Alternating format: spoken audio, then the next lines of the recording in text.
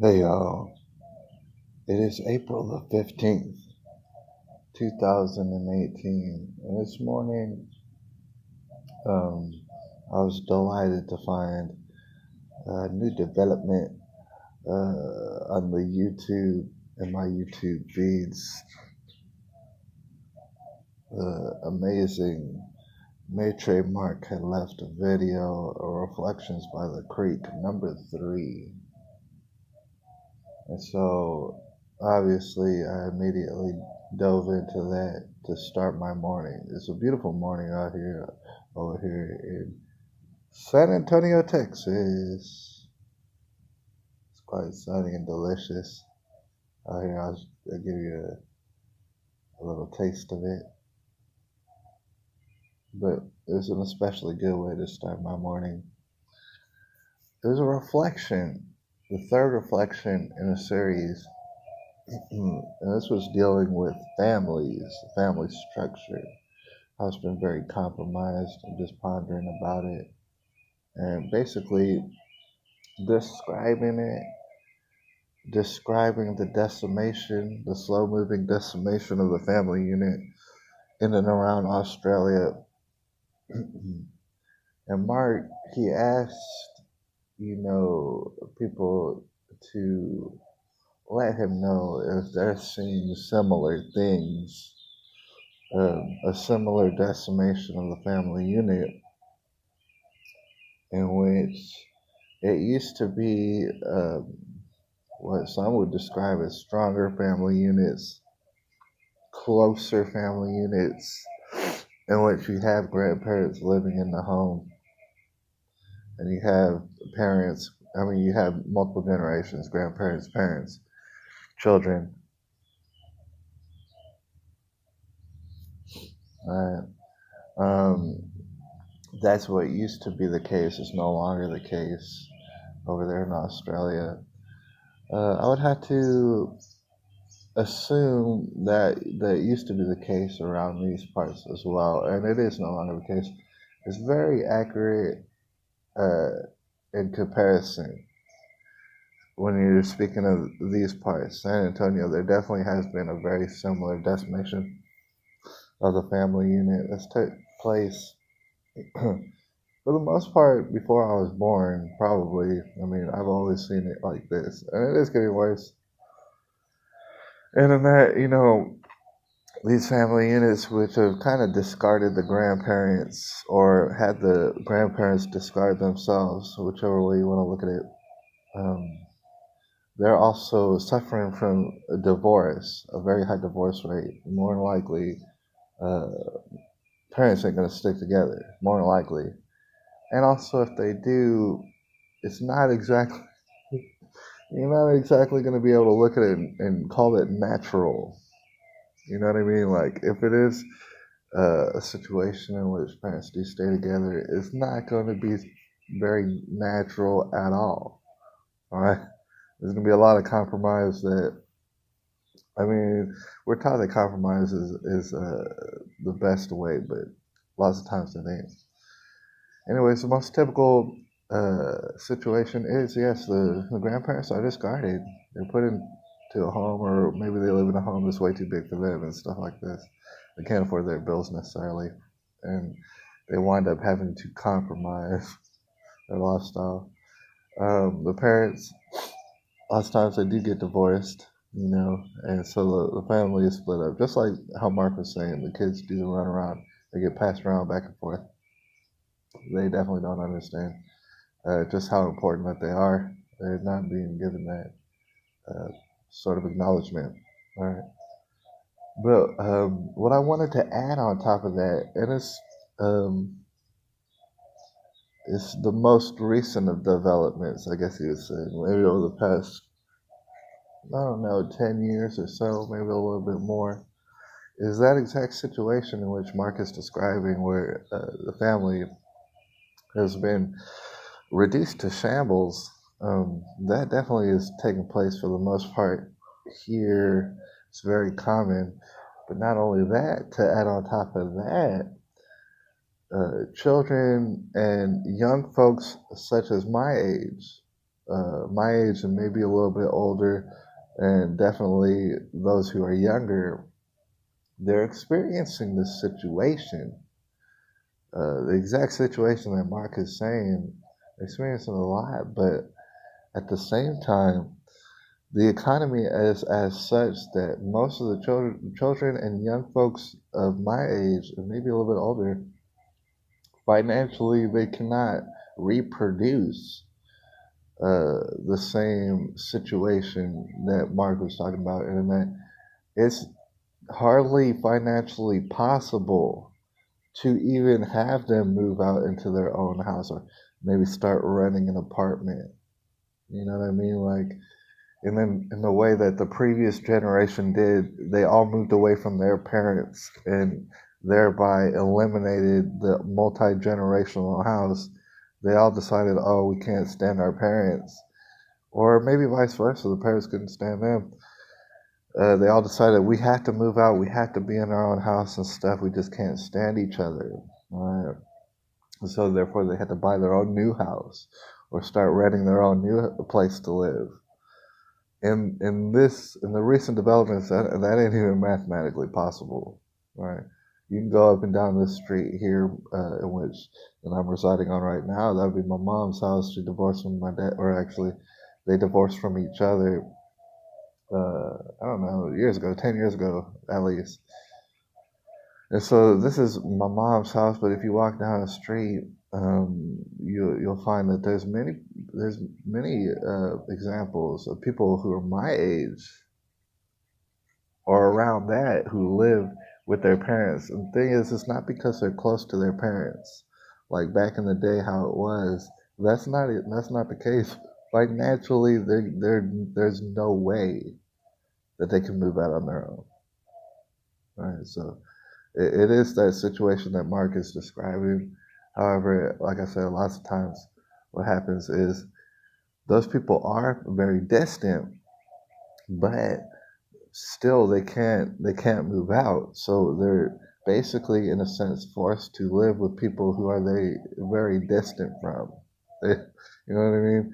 And so that's going to cause even more problems, certainly even more social disorder, even more mental illness here and there and stuff like that. I mean, there are people who can financially manage to struggle to make it out into their own little small apartment or something like that, or their own house or something like that. There are people who can do that. That still does happen, but it's becoming more and more prevalent that they cannot move out, not at all. And it's definitely not by choice, because if they did have the choice, they would move out immediately. They can't stand each other. You know what I'm saying? And in this type of economy where they can't move out, they're still going to wind up having babies, perhaps out of wedlock and stuff like this. And so, you have a situation in which there are multiple generations living in the house.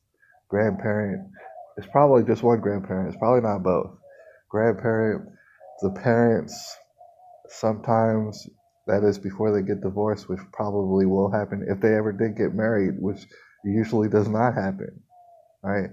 They will have children outside of wedlock, all right, and those children will also be in the house, completely immersed in social disorder, right? All sort of a new kind of lifestyle, if you will. And so, even though you have a situation in which the house is that way, where there is multiple generations, the closeness and the attention to detail that is described, the attention of the children is described uh, in the stories of the good old days, that's absolutely not happening at all, for the most part. You'll find that, the children are many times pawned off to a screen, a television screen, a tablet screen, a this and that screen, and that will be who basically raises them up for half of their life, right? And inside the home, where you got a grandparent, perhaps two parents, and then the child inside that home, there is not much for closeness. and sharing necessarily. Um, you'll find people communicating to each other simply out of necessity because if it was a house full of people who didn't talk to each other, very, very extreme bad problems would rise up very soon. So the people do talk to each other. However, they make sure they go out of their way to not ever say anything of any significance or any importance, or if it, or anything that might be even slightly controversial. They do not talk about it. They tuck it up under the rug. They never speak of it ever, ever, ever. If it's important, if it's very significant about perhaps society, perhaps faith, this and that, they don't never speak of it ever. Instead, what they do is they bottle it up inside, and whenever they get the opportunity, perhaps they try to drown it out with this and that drug in order to convince them to keep going on. All right. It's a very desperate situation. It took a little bit longer to describe it than I wanted to. It's a very desperate situation in which you're going to see a lot of calamity uh, everywhere. Everywhere. You're going to see a lot more bad situations arise from out of this sort of culture. All right.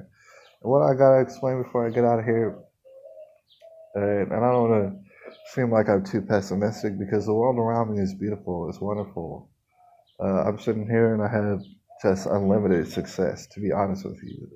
You know what I'm saying? You may not believe me at all, but I have a world of peace here. I'm listening to the birds singing right now. I'm really concentrating on it. It's beautiful. It's wonderful. I could look at all these trees, and they're not the biggest trees ever, but they're the trees that I've been born around. It's the trees that I've seen my whole life and stuff like this, and they're wonderful. There's all sort of different shades of green and habitats all in and out of the trees and stuff like that. The breeze blowing through it.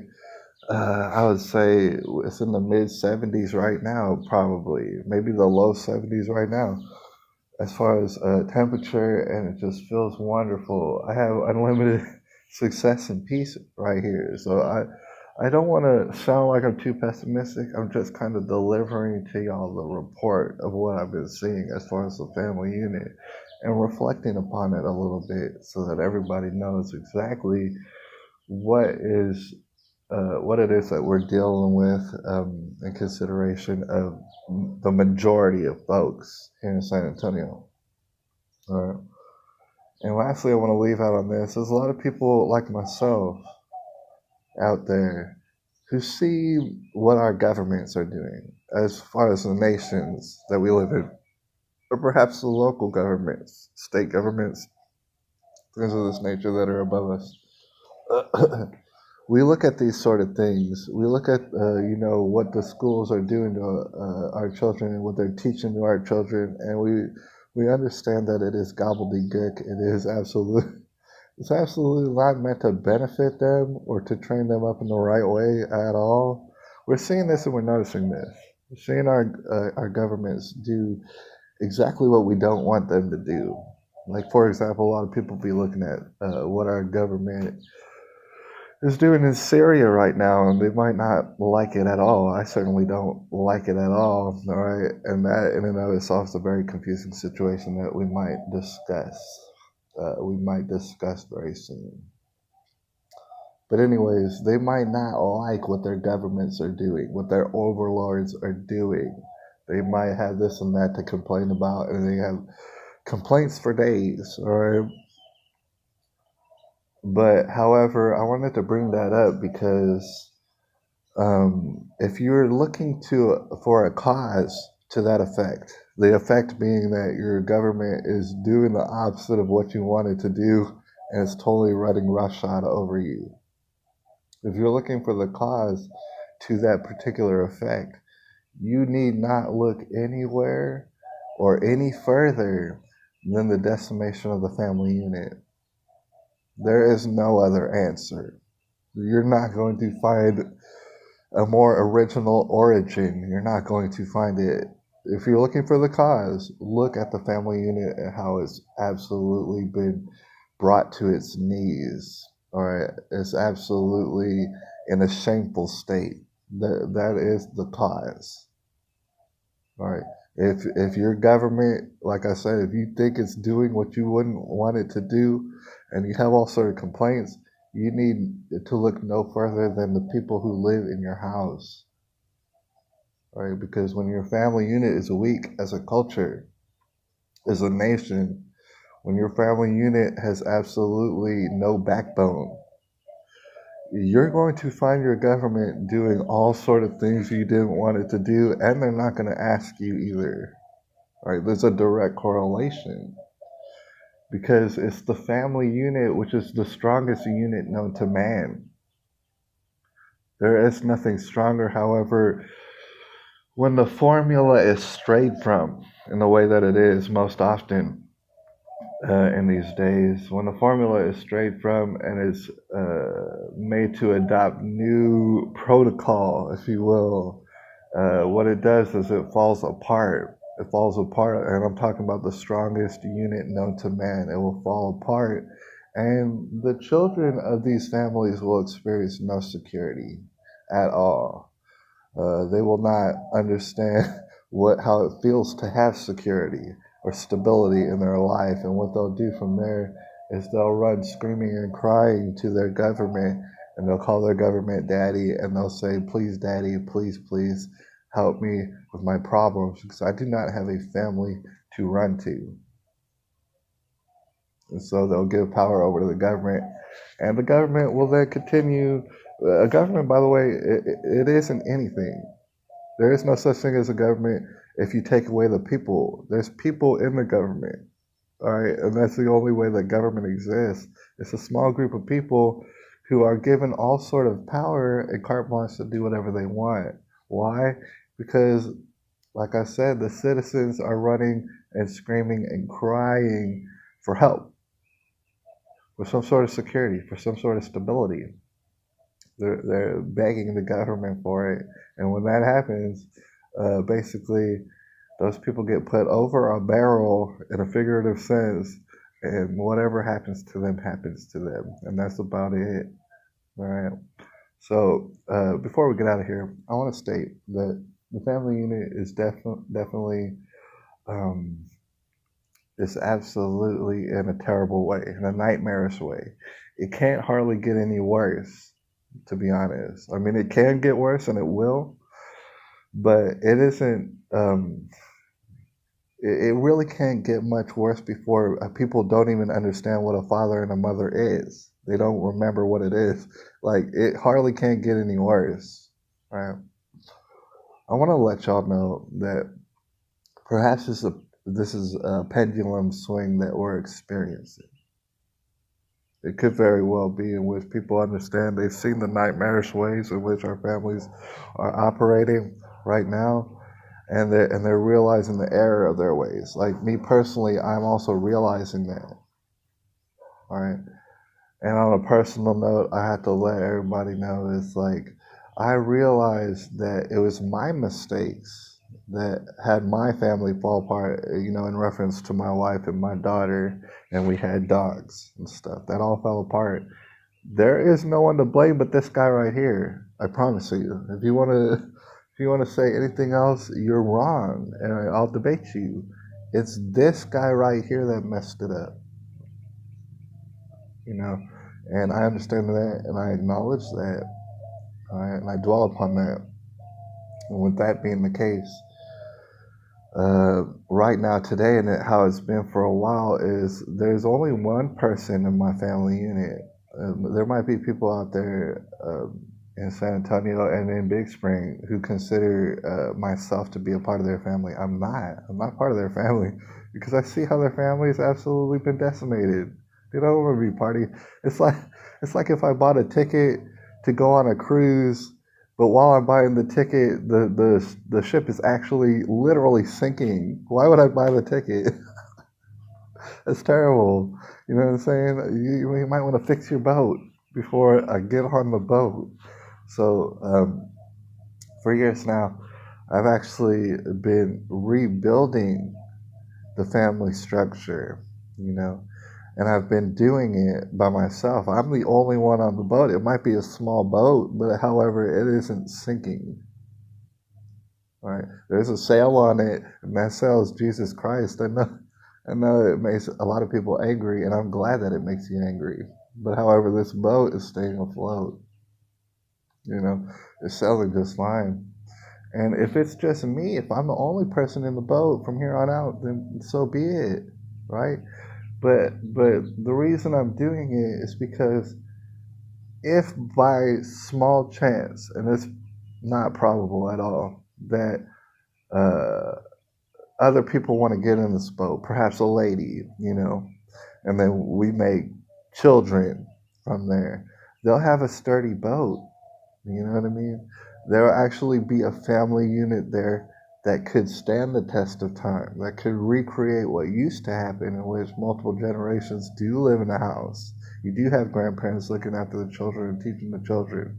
You do have a wife who doesn't necessarily need to go and get a job. She can raise the children herself, look after them the whole entire time, and feel very fulfilled, feel very satisfied with her life. You can have a man who goes out and earns everything that the household needs, because and in the end you're not paying all sort of different mortgages, you're not paying that put your grandparents into a home and stuff like that. There's a lot less bills that way, you know.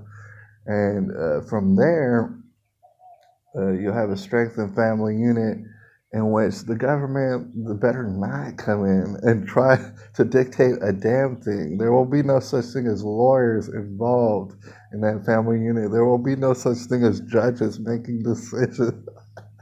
Judges making decisions. There will be no such thing as calling the police, which I see all the time. Calling the police and having them come like fix y'all's little family spat and stuff. No, you don't call the police to the household. The government has absolutely zero to do with what takes place inside a family household. All right, that's what's taking place in my own personal venture, and I get the feeling that a lot of people are going that way as well. However, these people are doing it very quietly, while being immersed in a culture that's basically suiciding itself, if you will, as far as the family units go. And that's terrible. It's real terrible. But like I said, and we'll leave out, it's a beautiful world out there. Everybody out there who's running around desperately searching for success, desperately searching for peace in their life, desperately searching for some sort of contentment. Maybe they'll find it one day. They're never going to find it. That's terrible, because I have it all in the palm of my hand right now. All right, Mark over there, I don't know if he knows this, but there's so many people who dream about living where he lives. It's so beautiful. It's a paradise. All right, that's not an accident that Mark lives there. I'm sure he did that on purpose. It's a paradise where he lives. He has ultimate success. All right, I'm over here, and it's not as cool, but it still is very cool. I have ultimate success. I don't want for anything. And I weep for those who are struggling, those who think that they're going to find that the grass is greener on the other side. No, they're not. They're never going to. They're always going to be searching for it. They're always going to be making excuses for why they don't have it yet. They're always going to be complaining. They're always going to be bickering. They're always going to be talking about nonsense, using idle words with each other, speaking about nothing that's of any importance. Right? The last word that they'll ever come out of their mouths is Jesus Christ. Right? They're very afraid of that name. Very afraid. It's April the 14th, 2018, and man, I appreciate y'all. I'll holler at y'all later.